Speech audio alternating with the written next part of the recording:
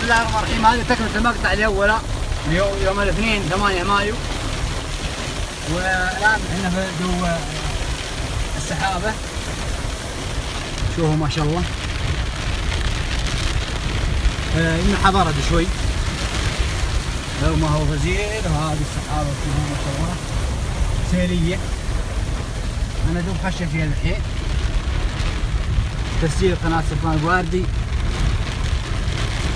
هذه على محافظة شمال الطائف، بين الطائف وبين محافظة عشيرة. أمطار وسيول ما شاء الله تبارك الرحمن. وحتى الساعة ما بدت 12، الساعة ما بدت 12 حتى الآن ما شاء الله. شوفوا الخيل، شوفوا المطر، شوفوا السيل، سيول ما شاء الله تبارك الرحمن.